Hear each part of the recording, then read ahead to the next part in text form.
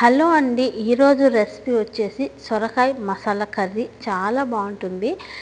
చపాతీలో కానీ లేదంటే వేడి వేడి రైస్లో కానీ రాగి సంగట్లయితే ఇంకా చెప్పాల్సిన అవసరం లేదు, అంత టేస్ట్ ఉంటుంది. ఎలా చేయాలో చూపిస్తాను.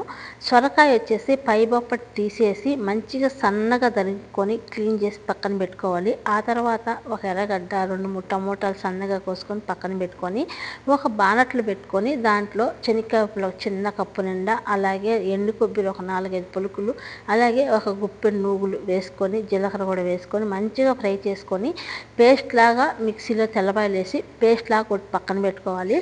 అదే బాణట్లో సరిపినంత ఆయిల్ వేసి పోపు గింజలు వేసుకొని ఎర్రగడ్డ మంచిగా వేసుకొని ఎర్రగడ్డ ఫ్రై అయిన తర్వాత కరివేపాకు, ఉప్పు, పసుపు వేసుకొని టమోటాలు కూడా వేసుకొని మంచిగా మగ్గిన తర్వాత మనకు సరిపినంత కారం వేసుకొని ఇప్పుడు ఈ సొరకాయలు మనం ఏదైతే కట్ చేసి పక్కన పెట్టుకున్నామో ఆ సొరకాయ కూడా వేసేసి 10-12 నిమిషాలు మూత పెట్టి సన్న మంట పెట్టి వదిలేసామంటే మంచిగా ఇలా ఉడికిపోతాయి అన్నమాట. ఇలా ఉడికిన సొరకాయని మనం ఏదైతే పేస్ట్ లాగా కొట్టి పెట్టుకున్నాము మసాలా, అది కూడా వేసేసి మనకి సరిపోయినంత వాటర్ వేసుకొని అలాగే ఉప్పు, కారం అలాగే అన్నీ చూసుకొని కొంచెం దింపే ముందర ధనియాల పొడి వేసుకొని కొత్తిమీర వేసుకొని మంచిగా ఒక 10 నిమిషాలు ఉడికించుకున్నామంటే గ్రేవీగా ఎంతో టేస్టీగా చాలా బాగుంటుంది.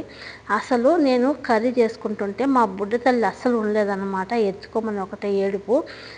ఎలా అనేసి వంట రూమ్లోకి ఎత్తుకొచ్చాను. అలాగే కూర కూడా రెడీ అయిపోయిందనమాట. చూశారు కదా ఎంత మంచిగా ఉందో. సంగట్లేకైతే చాలా బాగుంటుందండి. ఖచ్చితంగా మీరు కూడా ఒకసారి ట్రై చేయండి, చాలా బాగుంటుంది. ఎలా అనిపించింది ప్లీజ్ లైక్ చేయండి. కొత్తగా ఎవరైనా చూసేవాళ్ళు ఉంటే ప్లీజ్ మన ఛానల్ సబ్స్క్రైబ్ చేసుకోండి. ప్లీజ్ సపోర్ట్ చేయండి. Okay, bye friends.